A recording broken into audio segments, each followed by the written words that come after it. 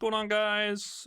Coming at you with another night shift preview, night shift 46 this week. This week we're going to be able to see Hams and melee creeps try to defend their recently reclaimed thrones from last week. In the challenger matches, we're going to be watching Buff Enjoyers versus Leviathan. Again, this is like new look Leviathan without ABL, because ABL is still banned from night shift. And FPS Lounge is going to be taking on Get Candy, which is kind of swapped around the roster a little bit. Names on are like Spooky, who's on this team? Spooky, Geo, Snakes is back on this team. So Snakes coming back to the pro scene after being dropped by FPSL was super interesting. But the main thing I wanted to talk about today was actually a pick you're probably going to be seeing a lot in this week's night shift, which is going to be Drifter. So Drifter did get buffs on the recent patch, but we actually saw Drifter return a little bit earlier than that, even before night shift number 44. This was like same day type of thing, but we saw it come back in the R1 tournament, mainly just by Buff Enjoyers. So Buff Enjoyers were playing this pick.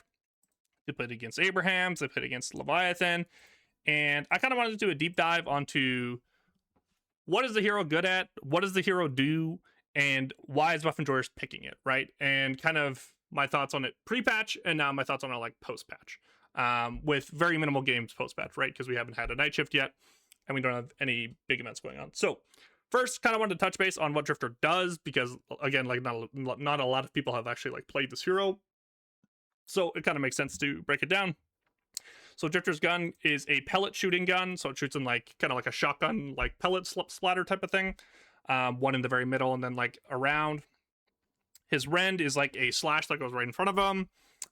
More importantly with this is the tier 5 on the slash, which actually gives you 55% heavy melee damage, and a silence that lasts for 2.3 seconds, and I think it extends with duration. I'm not 100% sure about that though. Very good ability, but typically gets maxed like second or third in most builds. The thing you've seen maxed more recently with Buff Enjoyers playing and stuff like this was a Stalker's Mark Rutch. So Stalker's Mark is an interesting ability. It's essentially like a bleed that you throw into someone, and then depending on what target you hit, which can be a creep or a hero, you can then teleport to that hero after, like right behind them. So you can hit like a rend on them or something like that. And this ability with one boon gives minus 8% bolt resist, which is really nice. Gets plus 3 second duration on tier 2. And why people are maxing it is you get plus 2% bleed damage, and you get minus 40% healing reduction, which is a ton of healing reduction, right? Like, this is like rivaling things like Spirit Burn. Even though I think Spirit Burn's a little bit more. I don't know off the top of my head. But in that range, right? Which is like very, very, very strong ability. Blood Scent is a little confusing to some people, especially if you've never played the hero. So essentially, you deal amplified damage to isolated targets, and when you kill them, you gain permanent weapon damage. So it's essentially like a permanent stacking ability, very similar to like GT's Bird. And the whole idea of this ability is if you're killing people in side lane or you're winning 1v1s, you do get stacks for this ability. They have tuned it a bit more to make it be easier to get stacks. So for example, even if you're close to 1v1 that's happening and you get an assist, because assist in Deadlock, you don't even have to do damage, you just kind of have to be in the area. You will get a stack for that, and it provides the same amount of stack, I think 4% weapon damage. I'm pretty sure, per stack.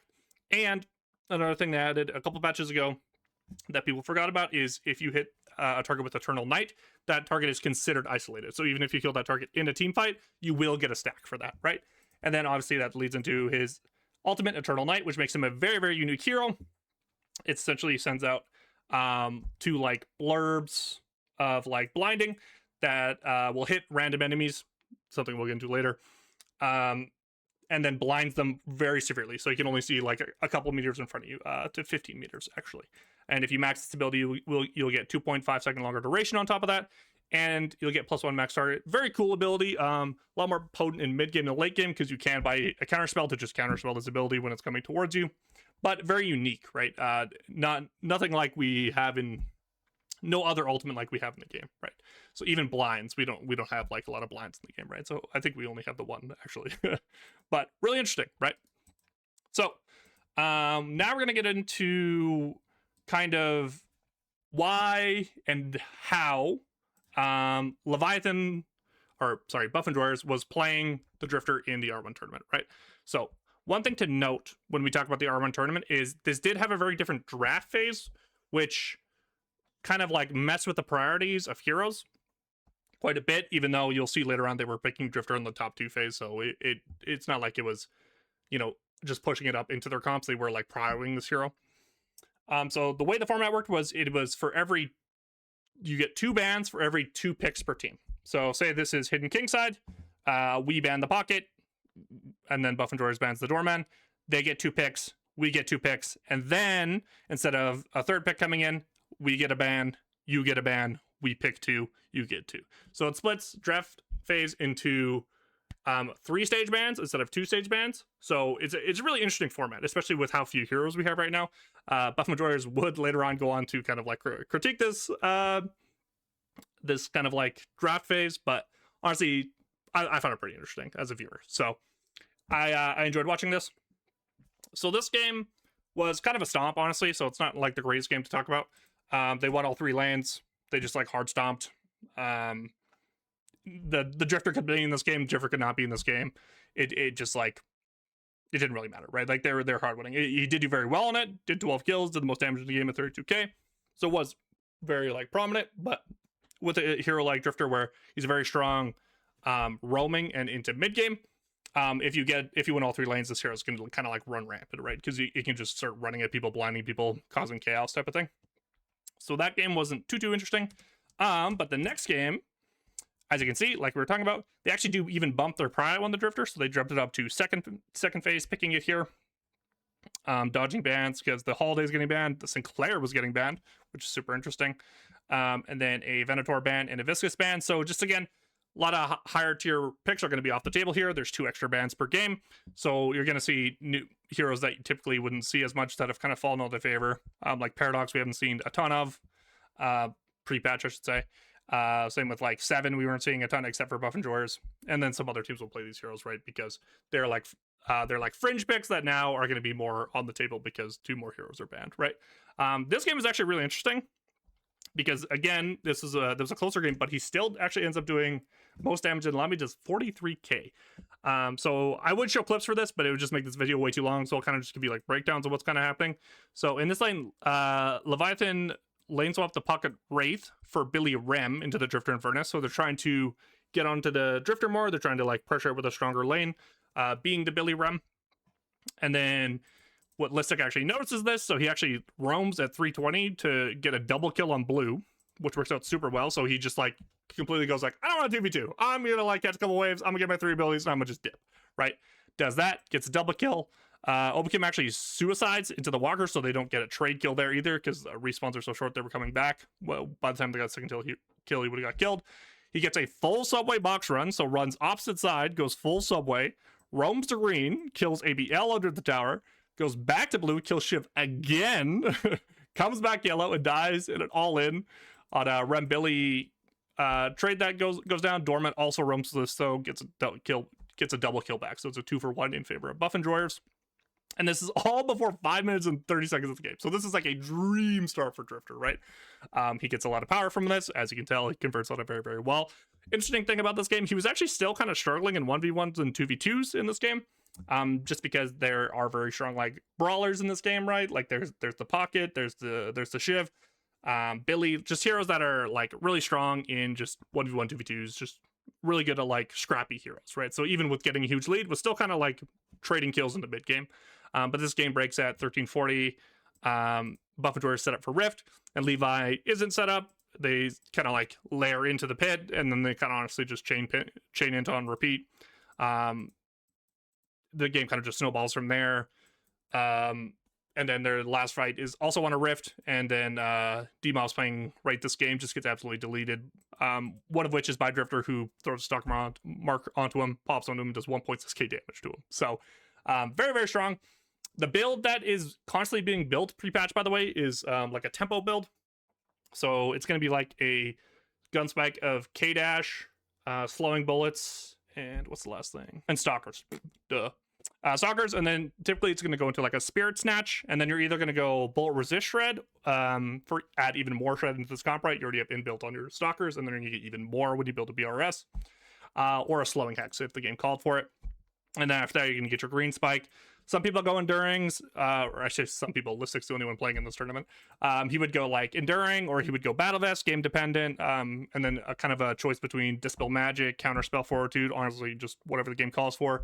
And then he would go into toxic bullets, into spear duration, because again, all these abilities are really nice, right? The bleed can last longer, your blind can last longer. Just super great item and core item for Drifter, right? It makes your toxic bullets proc longer, all this stuff, right? And then occasionally he'll grab like a hunters or something, but all in all, like the build is very like streamlined, very similar. The only time he ever bought a 6K was a silencer, and the first game they played against Abraham's in the upper bracket. So honestly, the series is kind of a dud. This is like the Drifter plays great, but I would say honestly Leviathan's kind of coordination and macro just isn't quite there yet. Very new team. It's kind of like bound to happen, right? So that happens. And then after the series, Buff and Drawers meet Hams again in the grand final, and we see very interesting stuff, right? So again, they're going to be picking the Drifter in the top 3. Sorry, in the second phase, so not top 3. Again, even I'm confused by this format. So they're going to be picking Drifter in the second phase here. Again, it's because you have to ban things like the Pocket, like the Venator, like the Viscous, and then they choose to ban Infernus this time. So they actually they decide to go the Drifter Calico instead. So this is the first time we're going to, because typically they're pairing it with the Infernus to get push. And then also the one thing Drifter I would say is strong on the lane is single target DPS, because you can throw your stalkers on them, it bleeds on them, you go on them and hit their rend. So if you also have like an Infernus who's applying burn, you can actually do quite a bit of damage early into the lane. But the thing is, when you commit to going on stalkers, you can get traded on very easily too, right? So if you're playing into damage on the other side, or like burst on the other side, you can kind of just get nuked for committing, right? So this is a super interesting game. But if you just look at their comp, really wonky, right? Like no frontliners, except for like Calico, who's like a pseudo frontliner, can buy a lot of time, right? Can ult out. And then essentially your Drifter is counting as a frontliner in this game too, right? Because they don't have ability, they don't have Abrams, anything like that. So super wonky comp. But like if you look at the theme of this comp, it makes a lot of sense. Like it's burst. So the whole idea of this comp is they want to dormant ult someone and then jump them. They want to get lash ults off, jump them. They want to blind. They want to cause chaos and just kind of like focus their damage onto one target, pop them, and then by the time the blind's over, the fight's like done, right? So super interesting. What also they do, another thing they do in this lane, in this game for the Drifter lane, is Drifter dies 150 to the Billy Rem, and then they immediately swap it. So they instantly swap the Drifter with GT into a Warden Sinclair lane, so now it's a Calico Drifter lane. So they immediately, as soon as the Drifter gets behind in the 2v2, they swap it. They're like, we are not letting this character get behind Soul Curve, because if this character gets behind Soul Curve, frankly, it's going to be useless with the tempo build that they're going, right? Like this character needs to be at least in like middle of the pack to upper middle of the pack to have like big impact with the tempo build that Listic's going, right? So they immediately do that. So and then after that he ends up having like a so-so first 15 minutes. Actually does okay in the lane. He's getting chunked a lot, but he's taking good trades despite getting chunked. Ends up pretty like fights go well, fights go poorly. He's a little bit behind Soul Curve, but not like as much as he would have been if he stayed in the 2v2. And then the interesting thing about this game was the blinds were kind of hit or miss. So the first blind in a team fight, I should say, was at the urn drop off. And again, this is pre-patch, so this is like King of the Hill happens as soon as the urn gets deposited. So urn gets deposited, and then it has like they kind of go for the deposit, kind of gets flubbed. Billy just chases them down late. It goes 1 for 3 for Buff and Drawers. So meaning they got 1 kill, they gave up 3 kills. Doesn't go great. But onto the next turn drop off at 21 minutes, the blind lands onto the M1 and onto the Billy who engages, which completely splits the team. And then you see the whole idea of the comp, where they just go onto the Billy, they nuke the Billy, and then now everyone's running every which way. Holiday's getting chunked by Drifter, has to like go side street and like bounce out. And then now there's just chaos everywhere, and this is where the Drifter pick really thrives, right? Where it can get onto one target, either 1v1ing or 2v1ing, 3v1ing with its team, and I can do a lot of instant burst damage and try to like kill you, right? So that goes that way. And then the funny thing about this game is, so after that, there's kind of like chain inting by Hams. They get caught in secret trap, and then they lose mid. So Rejuves go 3-0 for Buff and Drawers, and the Drifter goes to clear a wave in on the side wave, and the Holiday just quick zips at him. The Holiday's 3K behind him and just nukes him. So again, like showing kind of like the weaker side of the hero is the hero pre-patch is very, very squishy. So something like a Holiday can just like drop on your head and just nuke you. He loses the reju for that, just clearing a wave inside. But eventually, with the comp difference here, again, this is like where Lightbringer kind of understands the game very well. As soon as it gets past 25 minutes here, anytime Billy wants to engage, he's just going to get absolutely nuked unless they can insta get onto someone or like a Holiday Lasso or something like this. But anytime Billy tries to start a fight, the Calico Drifter, Doorman, or GT even, Lash, like any of these characters can just commit to one hero and pop that hero. And that's the whole idea of this comp, and it worked very well in this game. As you can see. So it goes pretty well. Let's just 30k damage. The bigger thing you should notice about the Drifter 2 is the soul efficiency in which it's doing damage. So it has 32k souls. This game does 30k damage. That's actually the lower end. Most of the time he'll have more hero DPS than he does souls. So this tempo build is very efficient with souls as well. So you can play the Drifter from P3 to P6 and you're still going to get a lot of value out of the damage, and then obviously it brings the utility we were talking about, right? So this leads to game 2 grands, where they actually end up banning the Drifter. So because of that one fight I was talking about, where they show up to the urn, the M1 gets blinded, Billy gets blinded, they all get spread out and get nuked. The Abraham's guys are like, I'm done with this. This is fucking annoying to play against. We're just gonna ban it. So it actually pulls a ban in game 2, which is pretty crazy. This is a super messy game. Just like Buff and George get a 3-0 mid, they lose all the rejuves. Arzo's like running at people with the Warden ult, getting nuked, which leads to Buff and George getting a mid later in the game. When he does that, that goes 2-1, and then Arzo gets solo dynamolted after they get the mid and instance connects because he kind of like solo lost the game with 2 chain ins in a row. But all in all, just super messy game. Wouldn't really like get too in depth with that one. Then it leads us to game 3, where again you see Sinclair Band comes in here on the second phase. So what do? They pick the Drifter second phase. Again, they're not willing to push it to phase 3, where it can get banned with these with again the additional bans that are coming in. So they're actually prying it in second phase, which is super, super interesting, right? This game, they go back to all reliable. They put the Infernus Drifter lane together. They're playing into a Wraith Geist. Listic does, I would say probably this is the best lane or most challenging 2v2, where he's actually taking good trades, even though he's getting chunked, but he's doing good damage back, which is like pretty rare for the 2v2s, especially into like a Wraith Geist. It's mainly because the Wraith is in this lane that I think he's able to get good trades off. If you pair something stronger like a Calico with the Geist, I think he wouldn't be able to do a lot of this, but taking advantage of a 2v2 matchup they can finally do. Geist actually goes for an all-in at 410, just gets completely nuked. Frake finishes him, and then this lane kind of goes so after that. They have a bit of a flub where Doorman comes for a gank while Listic trying to back because he's low, and then it leads Infernus getting 2v1'd. Eventually, Doorman actually does swap into this lanes, so they're in right lane, and then it was Mirage, Doorman, Blue, so they eventually leave the Mirage solo in blue and bring the Doorman over to the Drifter, and Infernus kind of hops around, starts doing camps. He has a really bad second stalker cast in this game, so this is where another like downside of the character is it really struggles into like lockdown CC. So under Guardian, he goes on his stalker 2 and just gets insta lifted and thrown into the Guardian and gets nuked, right? So again, it's the problem with stalkers is you have to go balls to the wall when you use this ability, right? Like you are going in, and if there's CC to punish you, you will like instantly die. So that does happen. After this, he goes for a TP, actually. Before that, Infernus comes for a gank. After Doorman ult, they layer a really good Doorman ult into Infernus ult right as he comes out. So they get good punish there. And then after this, Drifter runs towards Subway. Is it Subway? Yeah, Subway TP. And he ganks the left side lane. And he dies in a 1-for-1 trade. Where he follows up with Bird and Lash, GT Bird, to get a dive, and then but it goes advantage Buff and George because they do end up getting the Guardian, right? So despite being behind Soul Curve this game, he has a great first 15 minutes, and he again finds dives, and has like an okay 2v2, but all in all is still like looking to play the map early in the game. So something we'll talk about later when we do like a review of everything we're talking about here. And then does a great job of like setting up Bird and playing with Bird, using his burst with the Bird, right? So Drifter does really well with burst and like high single target DPS, right?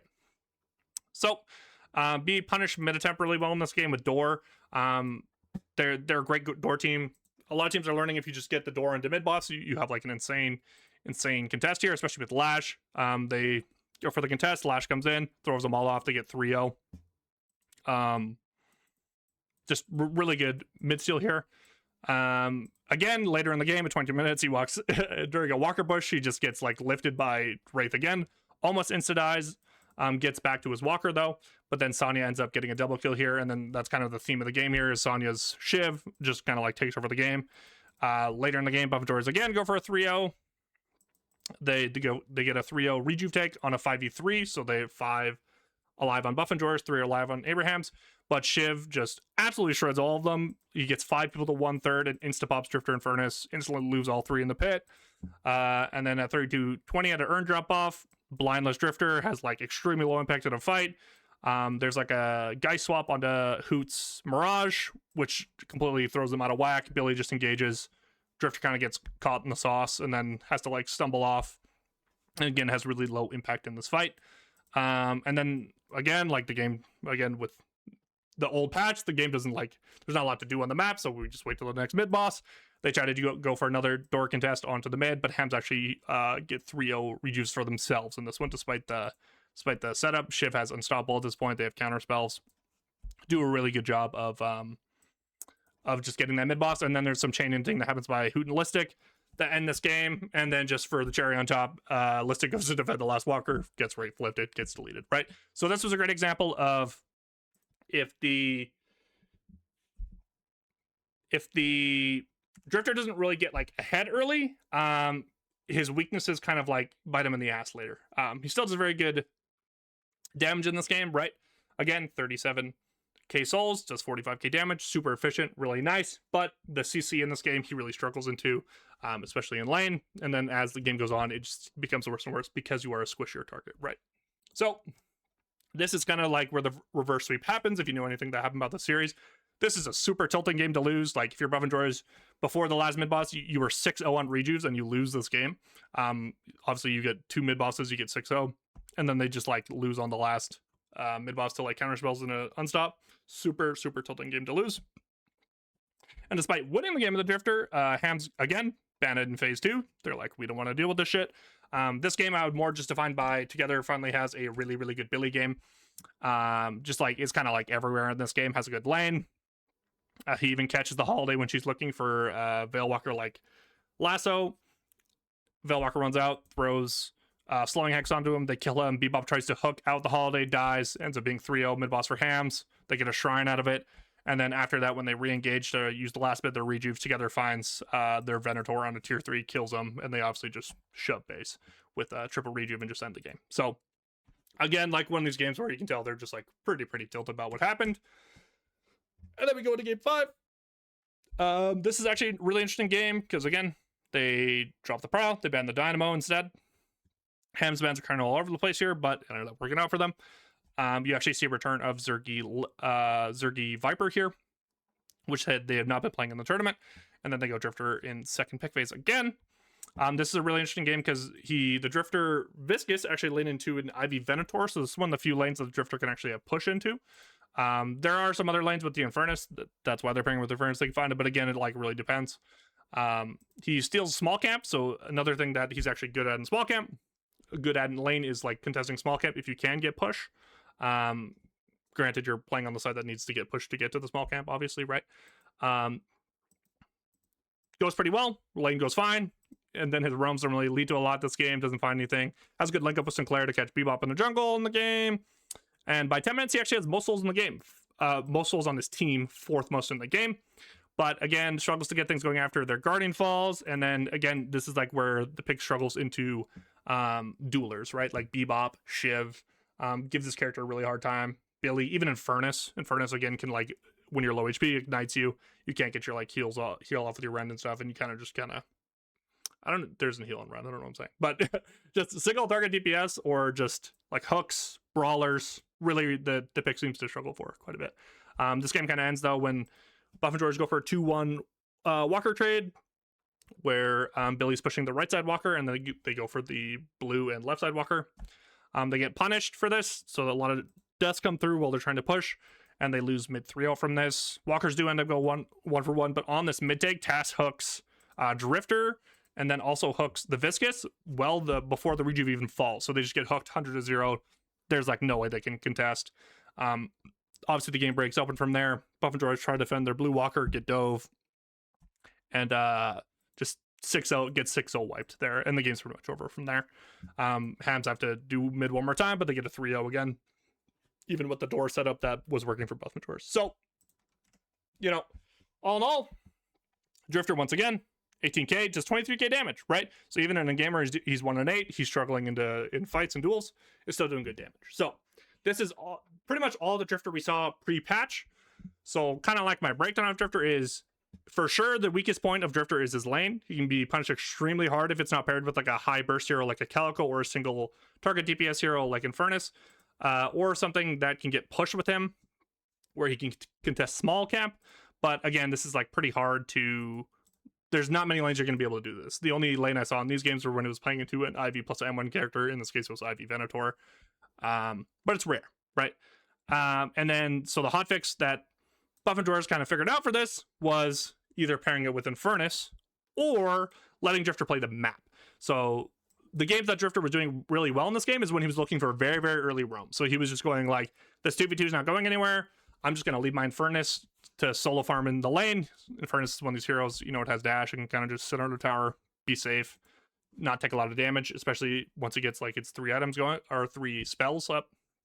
So what Buff and Droids kind of figured out is you really need to not focus on the 2v2, and then if you do fall behind the 2v2, you need to swap immediately, because this hero needs to kind of keep its soul curve up.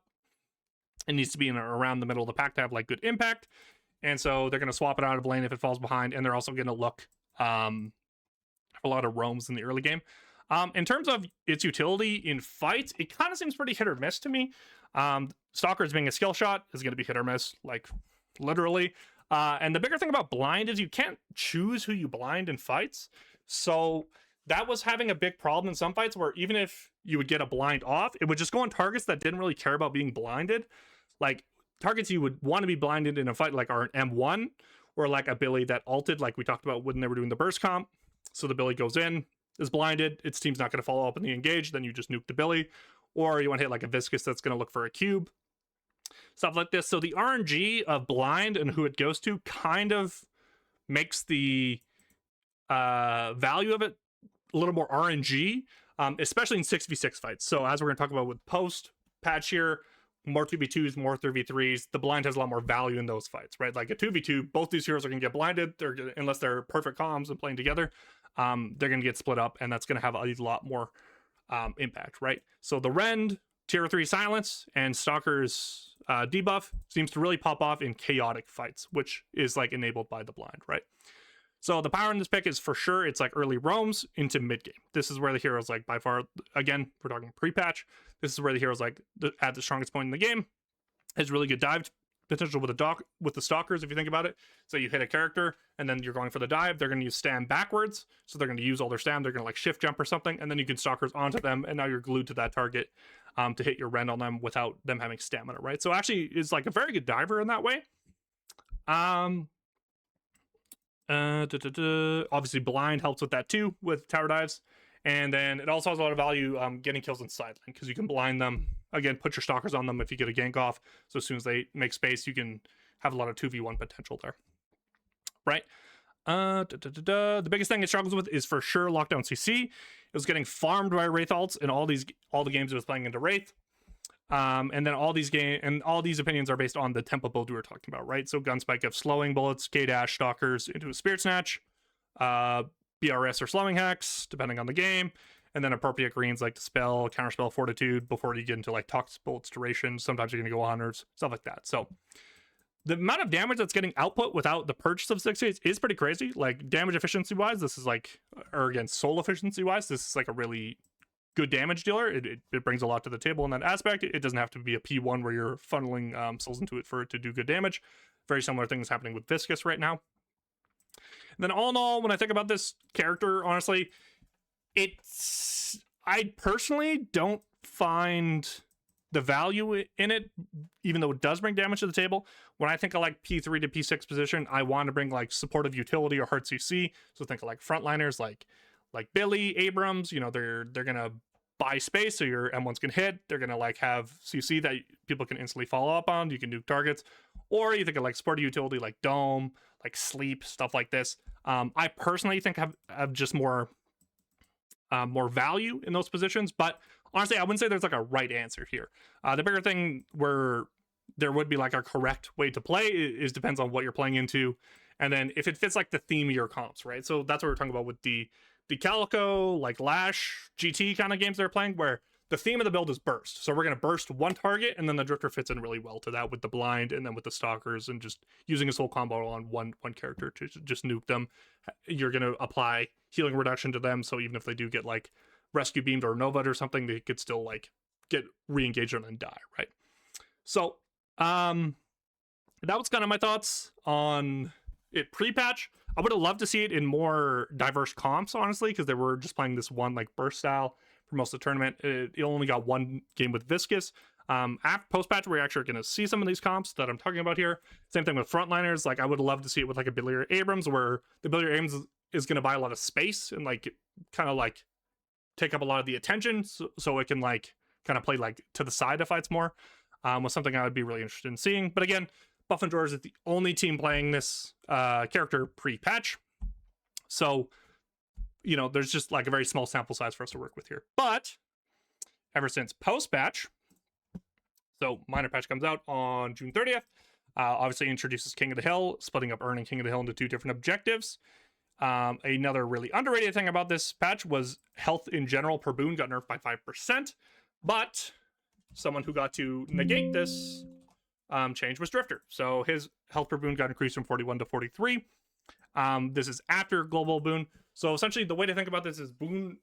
So health per boon, Drifter used to be lower half. So he would be later into the game, he would be quite squishy. But now with him getting to dodge the 5% nerf, he's actually kind of jumped into the upper half. So especially if you invest in greens, which we're going to look into here, Drifter can be very tanky later into the game. You can have like 4k HP and up, 4.5k HP. And I think this really, really helps the hero in a lot of ways. Same with the Ren cast time stuff here. This doesn't seem like a lot, but it just makes the ability feel a lot less clunky. So you can like weave in autos better, you can weave in movement better, and you just don't feel as like stiff is a way to think about it, right? Red tier 2 increase from -7 seconds to -8 seconds, kind of a whatever buff, but buff, but it's kind of like whatever. Bloodsen table run increase from +2 meters per second while near an isolated to +3 meters per second. So if you're running at an isolated target, you're going to go even faster. And I would say another really underrated buff is increase 18% missing health heal to 24%. So if you killed a target that was blood inside it, essentially isolated 1v1, you're going to get like a quarter of your health back, which is like a really, really good buff, right? So since we haven't seen it in Night Shift, the only region that has actually played Drifter is APAC. APAC just had their playoffs. This is APAC Pro League, so it's like Australia, like Pacific region. So they just played it. And they were playing it in a very different style, which was really interesting, and I wanted to get into. So these are probably the two best teams you're going to see in APAC. This is OT, who was undefeated in series. The split. And Oscar, this is Disco Virtuoso's team, so probably one of the more top-end talents. In APAC, something I will say about APAC is it's kind of in a weird middle zone where I wouldn't call it a tier 2 scene, but I don't think I'd call it a tier 1 scene either. This doesn't actually really even have to do with the talent in the region. It's kind of they don't have a lot of support. So outside of APAC, the APAC League, their Pro League, there is very little tournaments going on. There's very little investment. They don't have like a night shift. They don't get like DSIs. They can obviously compete in these events they want to, but they're going to be playing on like massive ping disadvantages and stuff like this. So I think because the scene's so underdeveloped there, you're just not going to get people who are going to commit full time. You're not going to get like top level talent from other games. So they're kind of having a slower start to building up their competitive scene than other regions. But all in all, I still do think there's some players like Disco, for example, that are really talented in this scene. So I think it's worth looking at their stuff. And honestly, like the level of play here might resemble something more of like upper end tier 2 if you're an NA or EU. So like stuff I'm going to talk about here might be more applicable for your games, maybe not the very top level of play, but would be applicable to you, right? So the biggest one being they did pick Drifter in game 1 of upper bracket. OT did against Oscar, I think is how you say it. ASKR, I don't know. But so what, like I was talking about with the pre-patch, is we're going to see this with much more diverse comps, right? So we're going to see with the frontliner of this game with the Billy. And this game is super interesting because it's hard to say, because I would say the biggest skill discrepancy when you talk about tier 1 to tier 2 and that in between is laning. So another game we're going to get into, it's a little bit harder to say if this is like an accurate description of the hero, but in this lane it was actually pretty competitive. So it's going to be blue lane Drifter into Paradox, Drifter Paradox into Silver Doorman, so actually pretty hard lane. But Silver does end up trading poorly on wave 2-3, which relieves a lot of pressure on this lane. Allows him to stay healthy for 3 minutes, so he can go directly onto a box run, the Drifter. He actually is so healthy he can test his Doorman on Doorman's side of doing a box route. And another thing he does in this game that a lot of people aren't doing with the old build is he puts 2 points into Rend early. So he can, and the reason he's doing this is because he's playing into like a Doorman Silver. So with the extra points into Rend, he can get like clean, quick trades where he doesn't have to like overcommit to autos or anything, where the Drifter or the Silver or the Doorman is going to trade back and just like hard kill him, right? So lane actually goes pretty well. It's like back and forth, like trade kills. Roams play a big part in this lane. Rent's silence has a ton of value in this mid game. Fights are still going back and forth though. Just the silence is like, because they're jumping people with the Paradox pocket, right? Even Billy, the silence plays a big role because they can't use like movement abilities to get away. Calico can't like pop her ult if they kill her fast enough. Fizz can't cube himself in stall time. So once he gets all the way up to the tier 3 Rend, it actually has like a lot of value this game. So he's going that same tempo build till about still normal all the way up to 20 minutes. And then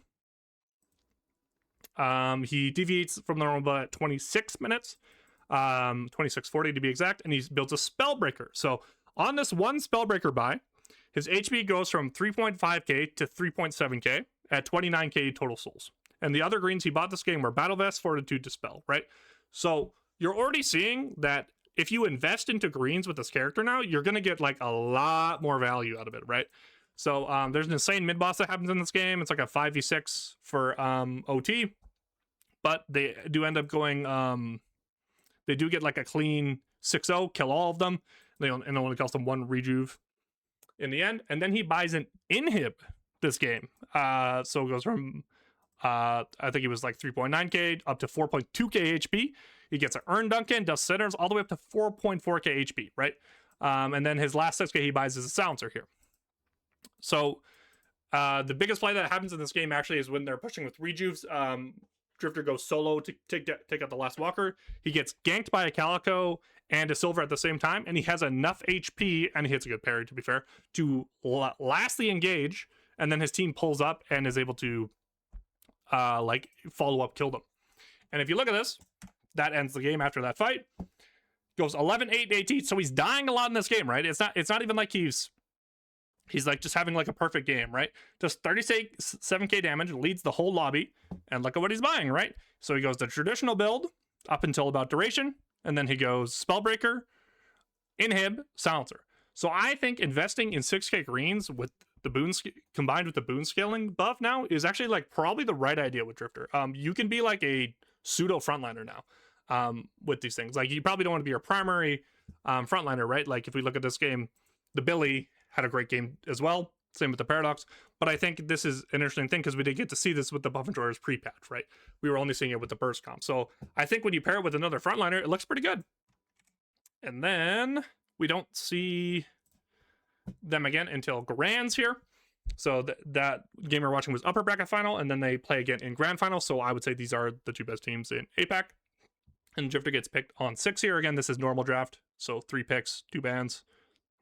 And then the other team picks 3, ban 2. So this is more traditional pick and ban phase. So this time they play with the double pick comp. And this one is where I would say like you kind of see the skill difference here, where this entire lane, Drifter just gets to power farm. So he's playing a Drifter Holiday lane into Warden Viscous. So obviously the Warden is also somewhat incentivized to kind of like just chill out once we get to his items. But still, super chill lane.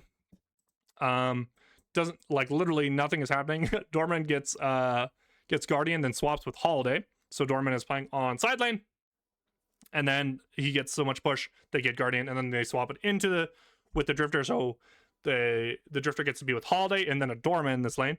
So it's essentially just getting free push, free poke into Warden Viscous. He doesn't end up getting his first KP till 8 minutes and 30 seconds. He gets a kill. In this lane, Pocket roams to get their Guardian at 1040, and he exits lanes at 8.8k, 201 KD, right? So this is a good example of, okay, could you play like M1 Drifter? Like this guy is like, essentially is how he's playing this game, right? Like he has a low pressure lane, and he's just getting to do camps, getting to push wave, and kind of just chill on blue, right? So his first test at 17 minutes.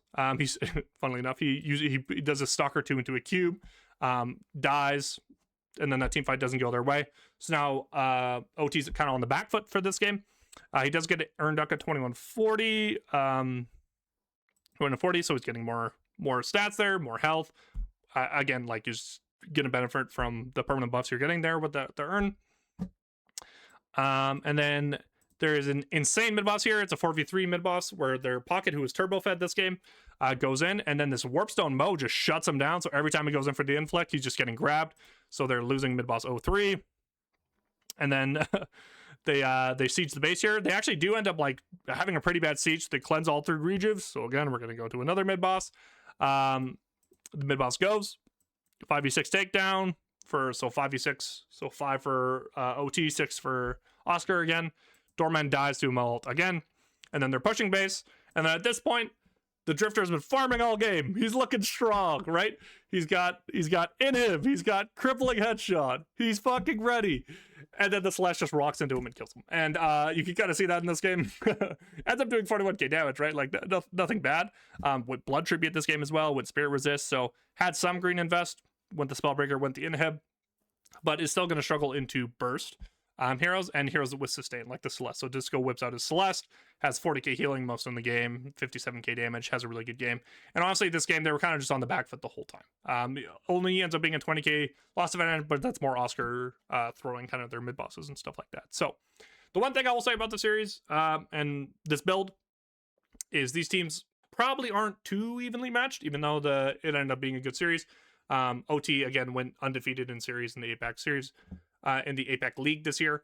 They did drop some games in series, but again, was like kind of unchallenged in a lot of ways. They just kind of have like more like the top end talent. And then, so a way to kind of like look at that in another way is the Drifter was actually being picked in more like evenly matched teams. So Chud Champs here is behind my webcam.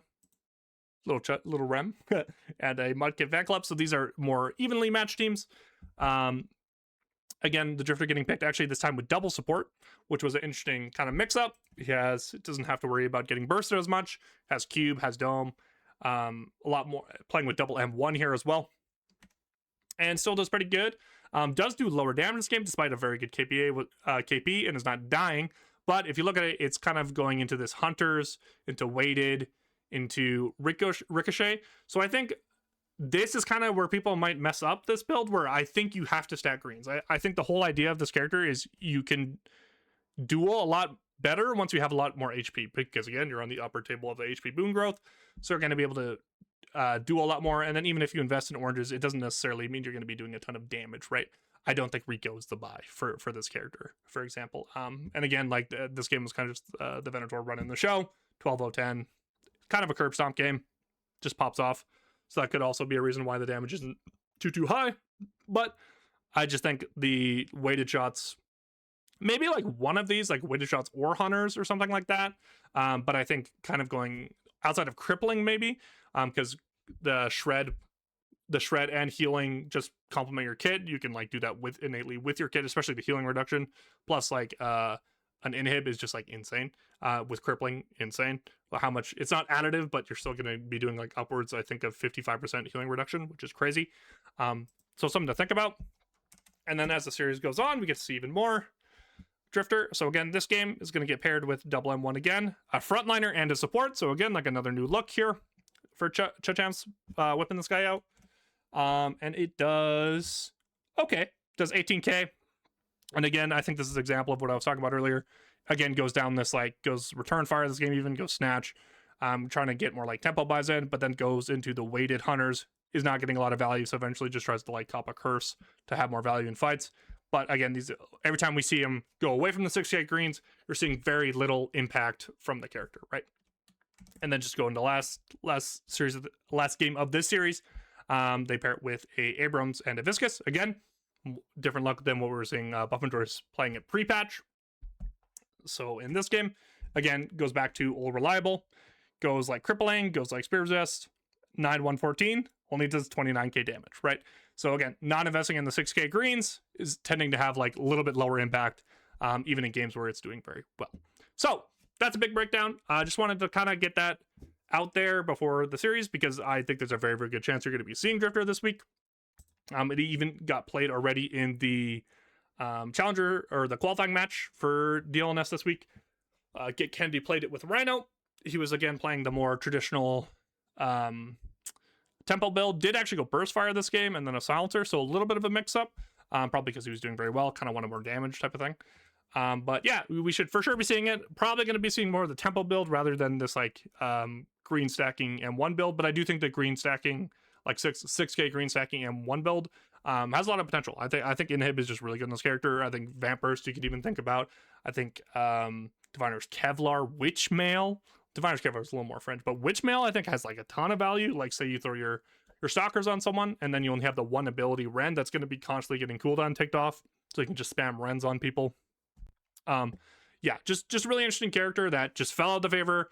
Buff and Drawers kind of puts it in front of everyone, and everyone's like, oh, what's up with this hero? And then it gets buffed. So obviously this is going to be on the table this week. FBSL was putting poppers on it in scrims. ABL was playing the Inhib build that I was talking about earlier in MM. So definitely you'll probably be seeing it at EU, and then I would not be shocked if you see it in a game or two in NA. So for the 12% of you that watched the end of this video, much appreciated. A little bit longer one. Wanted to do more of a deep dive here. Kind of been doing more like roster stuff and like drama stuff. But again, this is the stuff I love, like kind of reading a patch, seeing what people are thinking about it, pre and post, and then kind of just giving you guys an insight onto what to look for tomorrow, right? So I will see you guys for the games tomorrow. I will be streaming all the games. Excited to see if Get Kennedy can get anything done. And again, appreciate you guys watching to the very end. Peace, peace, peace.